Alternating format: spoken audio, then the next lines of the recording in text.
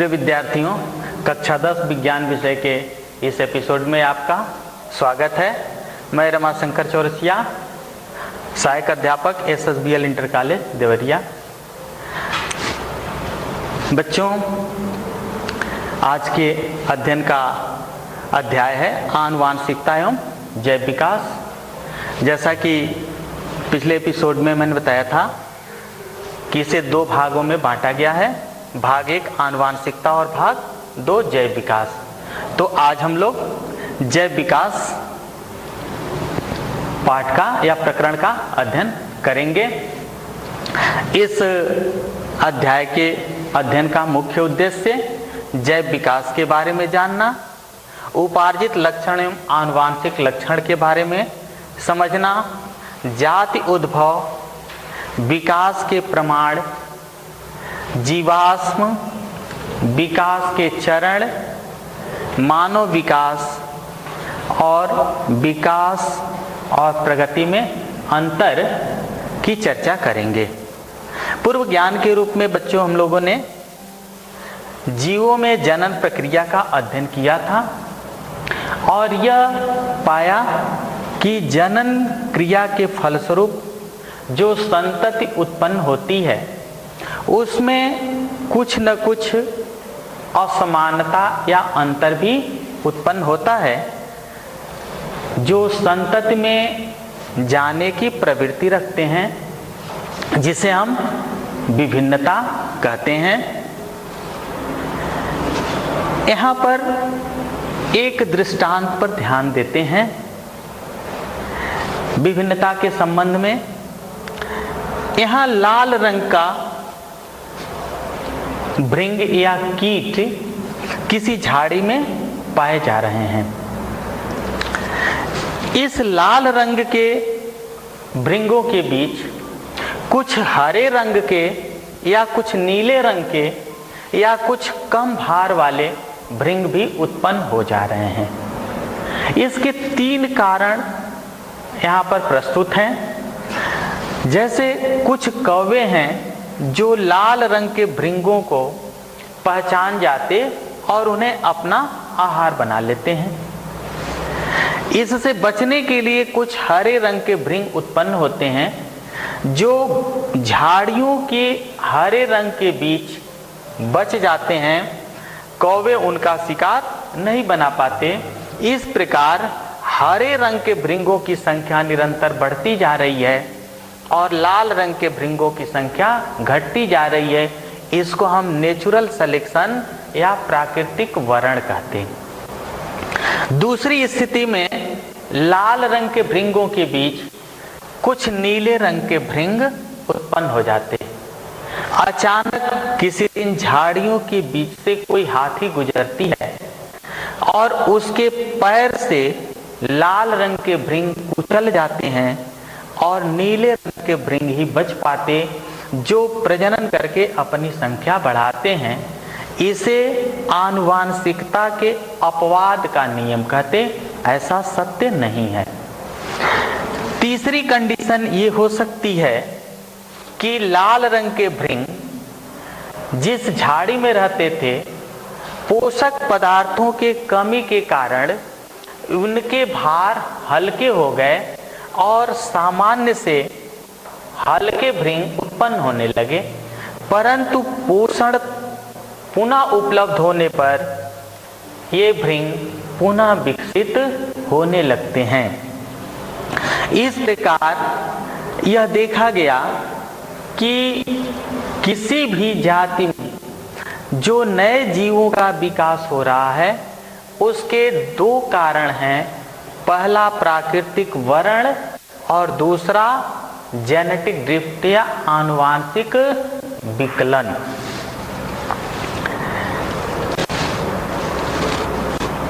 जैव विकास।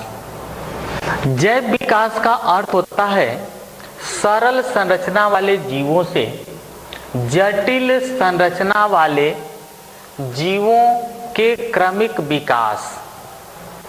यानी हम देखते हैं कि इस पृथ्वी जैसे ग्रह पर विभिन्न प्रकार के जो जीव पाए जाते हैं वो कैसे बने, एक जीव से दूसरे जीवों का विकास कैसे होगा। यहाँ पर किसी भी जीवधारी में दो तरह के लक्षणों का हम चर्चा करते हैं। ऐसे लक्षण जिसे जीवधारी अपने माता पिता से प्राप्त करते हैं, इसे हम आनुवांशिक लक्षण कहते हैं। ये आनुवांशिक लक्षण डीएनए के द्वारा उनकी संतति में वंशागत होते रहते हैं।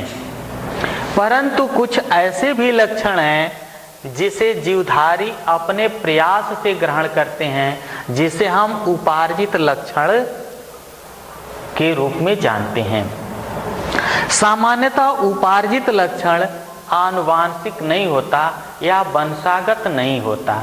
जैसे अगर हम पूंछ वाले चूहे की कल्पना करें और उनके पूंछ को पीढ़ी दर पीढ़ी काटते जाएं, यानी यह एक उपार्जित लक्षण होगा।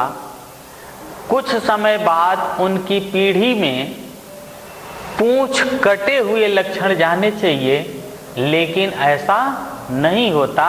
यानी पूंछ का कटना जो उपार्जित लक्षण है वह उसमें वंशागत नहीं होता। अर्थात केवल आनुवांशिक लक्षण जो जीन में या डीएनए में होते हैं वही वंशागत होते हैं।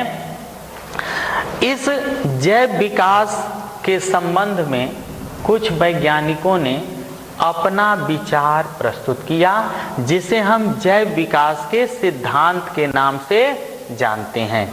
इसमें सबसे पहला सिद्धांत लैमार्क ने दिया था 1809 में। ये फ्रांस के रहने वाले थे और इन्होंने उपार्जित लक्षणों की वंशागति द्वारा नई जाति की उत्पत्ति का सिद्धांत दिया, जिसे फिलॉसफी जूलॉजिक नामक पुस्तक में प्रकाशित किया गया।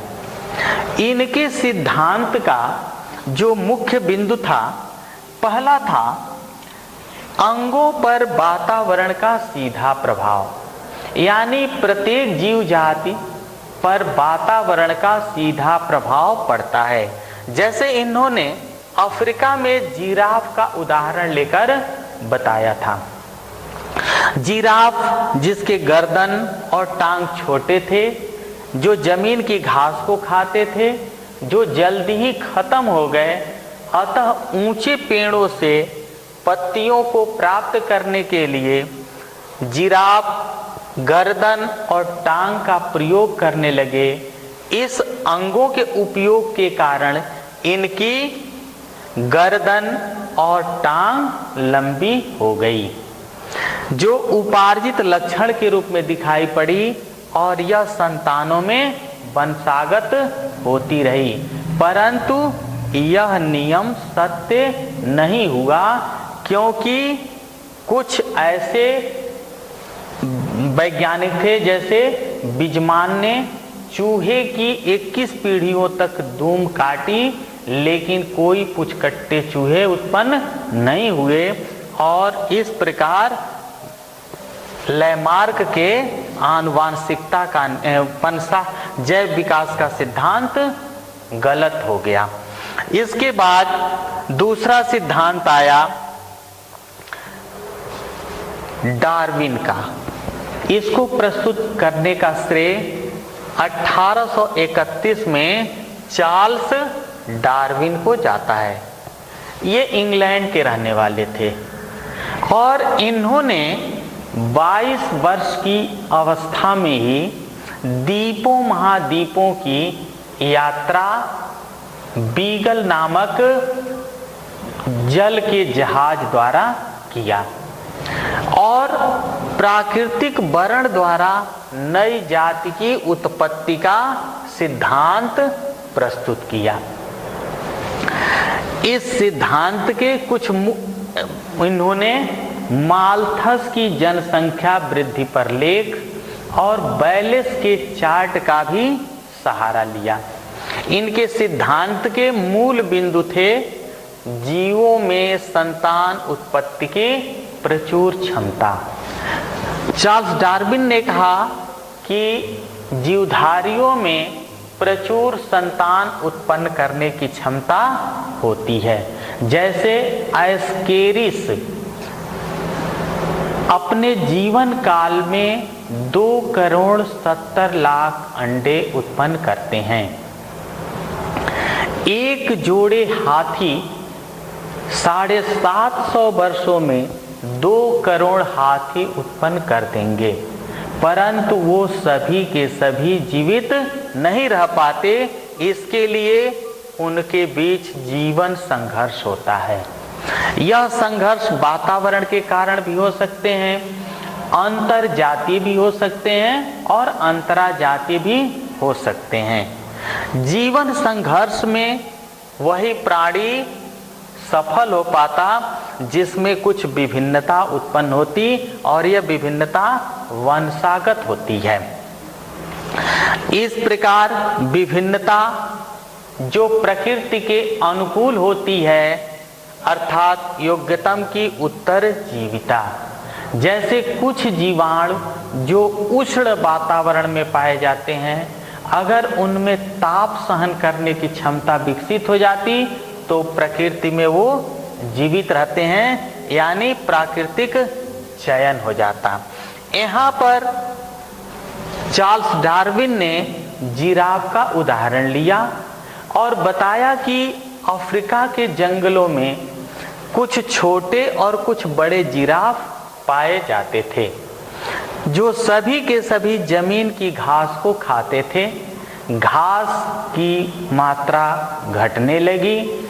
छोटे गर्दन वाले जिराफ ऊंचे पेड़ों से पत्तियां प्राप्त नहीं कर पाए, अतः ये विलुप्त हो गए, मृत हो गए भोजन के अभाव में।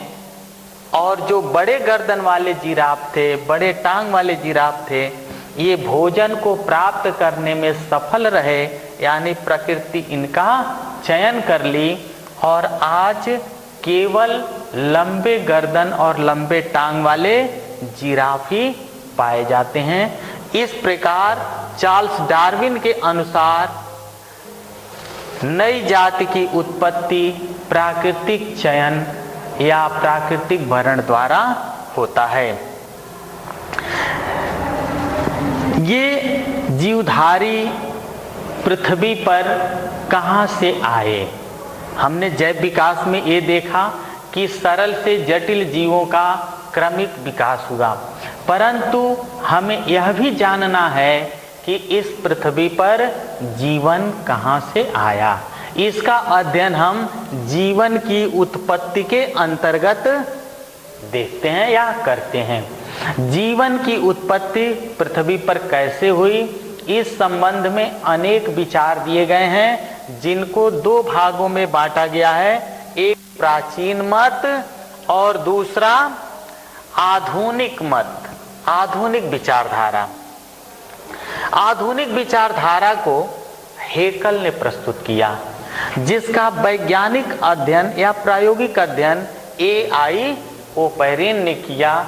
इस कारण इसे हम ओपेरिन थियरी या जैव रसायन विकास भी कहते हैं।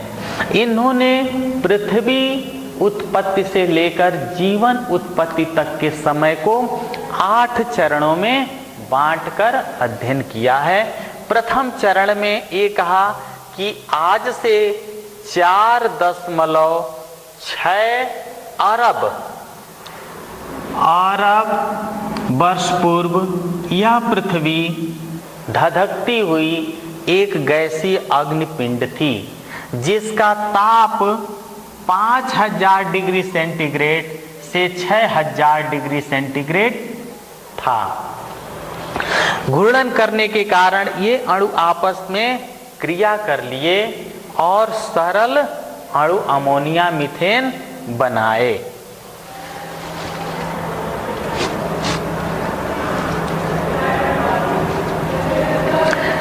पुनः ये सरल अणु आपस में क्रिया करके असंतृप्त हाइड्रोकार्बन जैसे ethylene, acetylene, aldehyde, ketone alcohol और अन्य कार्बनिक अम्लों का निर्माण किए। इसका प्रायोगिक अध्ययन स्टैनले मीलर ने किया, जिसे हम मीलर के प्रयोग के नाम से जानते हैं।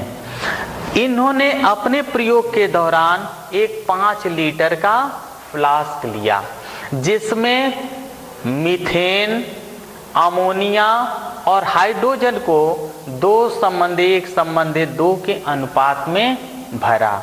यहाँ 2 इलेक्ट्रोड लगाए, जिनको संपर्क कराने पर विद्युत चमकने जैसी क्रिया होती थी। ये पदार्थ आपस में क्रिया करके एक सरल यौगिक बनाए, जो नीचे कंडेंसर से होकर गुजरते, यानी यह ठंडा हो जाता। यहाँ पर उबलता हुआ जल, जिससे भाप बन रहा, अर्थात यह पूरा उपकरण बिल्कुल आदि सागर के जल के समान या आदि वातावरण के समान था। यहाँ जो पदार्थ एकत्र हुआ उसमें कार्बनिक यौगिक, जिसमें शर्करा, एलेनिन और ग्लाइसिन जैसे पदार्थ थे। प्रयोगों से प्राप्त ये पदार्थ सिद्ध करते हैं कि जीवन की उत्पत्ति के लिए इन्हीं पदार्थों की आवश्यकता होती है, जो आदि सागर के जल में कार्बनिक यौगिकों के क्रिया के फलस्वरूप बने थे। ये यौगिक पुनः आपस में क्रिया करके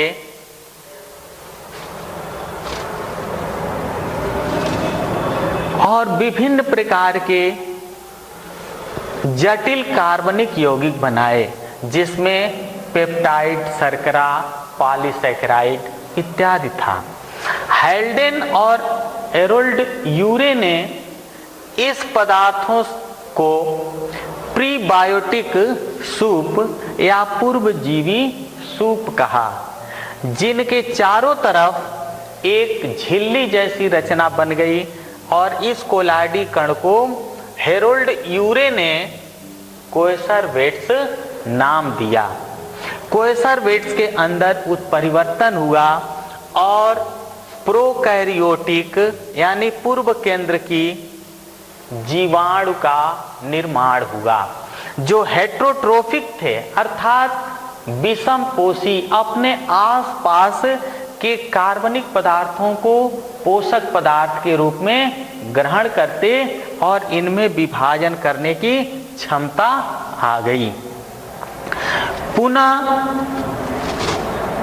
आदि सागर के जल में इसी जीवाणु से नीले हरे शैवाल का निर्माण हुआ, जिसमें पर्णहरिम के कारण प्रकाश संश्लेषण का गुण था। ये प्रकाश संश्लेषण के फलस्वरूप वातावरण में ऑक्सीजन उत्पन्न करने लगे और अपचायक से ऑक्सीकारक वातावरण हो गया, जिसे हम ऑक्सीजन क्रांति भी कहते हैं। ये स्वपोषी शैवाल थे, अर्थात अपना भोजन ये स्वयं बनाते। 8वें चरण में, यानी आज से 1.2 से 2 अरब वर्ष पूर्व, प्रथम सुकेंद्र की कोशिका अमीबा जैसे जीव का निर्माण हुआ, और यही अमीबा जैसे जीव से बहुकोशिकी जीवों का विकास हुआ। अब जाति कैसे उत्पन्न होती है, इस संबंध में यहाँ पर चर्चा करेंगे। बच्चों, इसके पूर्व हम लोगों ने इस लाल रंग के भृंग का एक उदाहरण लिया था कि लाल रंग के भृंगों के बीच हरे रंग के भृंग या नीले रंग के भृंग उत्पन्न हो गए। अगर इनके बीच जनन या लैंगिक जनन का क्षमता समाप्त हो जाता है तो हम इसे नई जाति कहेंगे। अब इसके 3 कारण हो सकते हैं। पहला कि मान लीजिए ये लाल रंग के भृंग जिस झाड़ी के पास पाए जाते थे, अचानक पर्वत श्रृंखला बनने लगती है और झाड़ियों का विस्तार होने लगता है। तो ये लाल रंग के भृंग दूर दूर चले जाएंगे और स्थानीय भृंगों के साथ अगर ये लैंगिक जनन करने लगते हैं तो इनमें आनुवांशिक बदलाव हो जाते हैं जो पुनः अपने पूर्व जीवों के संपर्क में आने पर भी जनन क्रिया नहीं करते या लैंगिक जनन करने में समर्थ नहीं होते, तो कह सकते हैं कि ये नए जाति के हैं। संभव है कि इन भृंगों के बीच अचानक नदी बहने लगती है और ये भृंग एक दूसरे से काफी दूर हो जाते हैं। इस अलगाव के कारण जो भृंग नदी के एक तरफ जाते हैं वहां के स्थानीय भृंगों के साथ लैंगिक संबंध बना लेते और उनके जीन में बदलाव हो जाता है, गुणसूत्र में बदलाव हो जाता है और पुनः अगर कभी आपस में मिलते हैं तो जनन संबंध नहीं रह जाता, तब इसको हम कहते हैं कि नई जाति के रूप में उत्पन्न हुए। एक तीसरी भी संभावना हो सकती है कि ये कौवे ही इस भृंग को बिना क्षति पहुंचाए दूर तक पहुंचा देते हैं, यानी पृथक्करण के कारण इन भृंगों में जननिक बदलाव हो जाते हैं, उनकी जेनेटिक या आनुवांशिक पदार्थ में बदलाव हो जाते और नए जाति के उद्भव में सहायता मिलती है। जैव विकास यानी एक जीव से दूसरे जटिल जीवों का विकास हुआ होगा, इसके बीच संबंध खोजना है, देखना है कि एक जीव से ही दूसरे जीव का विकास कैसे हुआ। इस विकासीय संबंध को खोजने के लिए उनके बीच हम अभिलक्षण की तुलना करते हैं। जैसे हमारे समक्ष मेढक, छिपकली, पक्षी और मनुष्य के अग्रपाद का चित्र है। हम देखते हैं कि मेढक, छिपकली, पक्षी और मनुष्य में एक समान ह्यूमरस अस्थि पाई जाती है, एक समान रेडियो अल्ना अस्थि पाई जाती है और कार्पेल्स, मेटाकार्पेल्स तथा अंगुलास्थियां होती, यानी मेढक, छिपकली, पक्षी, मानव के अग्रबाहु की रचना और उत्पत्ति एक समान है, परंतु कार्य भिन्न होने के कारण ये अलग अलग दिखाई पड़ती हैं और ऐसे अंग को समजात अंग कहते हैं। यह सिद्ध करते हैं कि मनुष्य एक जटिल प्राणी है जो मेढक से होकर के विकसित हुआ है, क्योंकि मेढक के अग्रबाहु और मनुष्य के अग्रबाहु में समानता मिलती है।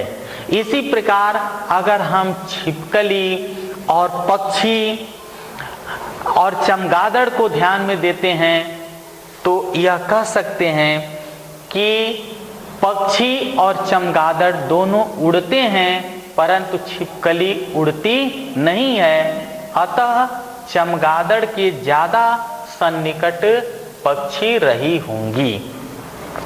दूसरा, हम जीवों के अंदर ऐसे अंग भी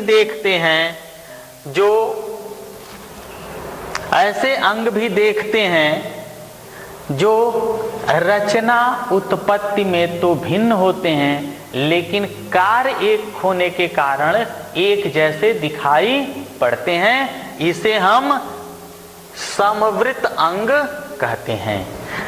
वे अंग जो रचना उत्पत्ति में भिन्न परंतु कार्य में समान होते हैं उन्हें हम समवृत्त अंग कहते हैं।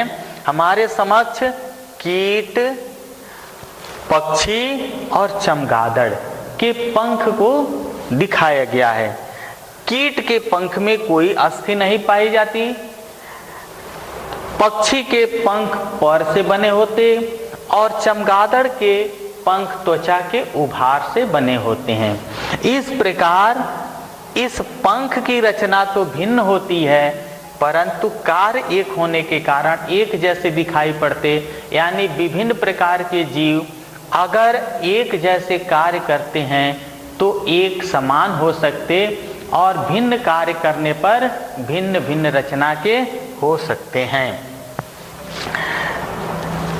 इसी प्रकार शरीर में कुछ ऐसे भी अंग पाए जाते हैं जो कभी विकसित थे, परंतु उपयोग न होने के कारण वो धीरे धीरे अवशेषी अंग के रूप में पाए जाते हैं। अकेले मनुष्य में 100 से भी अधिक अवशेषी अंग पाए जाते हैं, जैसे निमेषक झिल्ली, शरीर पर बाल, कण पल्लव की पेशियां, कृमि रूप परिशेषिका। इससे सिद्ध होता है कि इनका विकास ऐसे ही जीव से हुआ होगा जिसमें ये अंग पाए जाते होंगे। दूसरा, जैव विकास के संबंध में कुछ जीवाश्म से भी प्रमाण प्राप्त हुए हैं। यानी खुदाई के फलस्वरूप प्राचीन काल के जंतु और पौधों के प्राप्त अवशेष को जीवाश्म कहते हैं। ये जीवाश्म सिद्ध करते हैं कि नए जीव का विकास इन्हीं से हुआ होगा, क्योंकि यह कालखंड या उस समय की रचना इनकी वर्तमान जीवों के जैसी होती है। जीवाश्म बनने की प्रक्रिया को जीवाश्मीकरण कहते हैं। एक कल्पना कर लेते हैं, आइए 10 करोड़ वर्ष पूर्व की घटना का कल्पना करते हैं। समुद्र के तलहटी में कुछ सूक्ष्म जीव दब गए जिनके ऊपर रेत जमा होती है। कुछ समय पश्चात डायनासोर जैसे प्राणी दब जाते हैं और रेत जमा होने लगती। फिर कुछ समय पश्चात घोड़े जैसे प्राणी दब जाते हैं। पुनः मृदा अपरदन के कारण ये टूट जाते हैं और जीवाश्म प्राप्त होने लगते। तो जो जीवाश्म पहले प्राप्त होता है वह पहले ही उत्पन्न हुए तथा जो बाद में प्राप्त होते हैं वह अधिक समय के जीवाश्म होते। यानी जीव की उत्पत्ति या जैव विकास में जीवाश्म के द्वारा भी निर्धारित कर सकते हैं। विकास के चरण यानी डीएनए में धीरे धीरे परिवर्तन होते हैं। जैसे अगर हम प्लनेरिया नामक चपटी कृमि को देखते हैं तो इसमें नेत्र आई स्पॉट का विकास होता है, जो कीटों में और अधिक विकसित होते हैं और मनुष्य में और अधिक नेत्र का विकास हो जाता। इसी प्रकार यहाँ पर डायनासोर में पक्ष का विकास दिखाया गया है। यानी पक्ष या पर जो उन्हें ताप से रक्षा करते थे, जो बाद में उड़ने में सहायता करने लगे, अर्थात कोई एक अंग एक से अधिक भी कार्य कर सकते हैं। यहाँ पर मनुष्य द्वारा कृत्रिम चयन फूल गोभी का दिखाया गया है। आज से 2000 वर्ष पूर्व मनुष्य जंगली गोभी का प्रयोग सब्जी के रूप में करते थे। कुछ लोग पत्तियों को सन्निकट पाने के लिए बंद गोभी का प्रयोग करने लगे या पत्ते गोभी का। कुछ लोगों ने पुष्प का अधखिला भाग प्रयोग करने लगे जिसे ब्रोकली कहते। कुछ बंद पुष्प का प्रयोग करने लगे जिसे फूल गोभी कहते। और कुछ लोगों ने दूर दूर केवल पत्तियों का ही प्रयोग करते जिसे केली कहा गया। इस प्रकार प्राकृतिक चयन द्वारा भी कुछ प्रजातियों का विकास होता है। अब बच्चों गृह कार्य नोट कर लेंगे, जिसमें मैंने कहा मिलर के प्रयोग का वर्णन करें। प्रश्न दूसरा, जाति उद्भव में विभिन्नता किस प्रकार सहायक होती है। और तीसरा प्रश्न है, जीवाश्मीकरण किसे कहते हैं। आज का एपिसोड यहीं संपन्न होता है। धन्यवाद।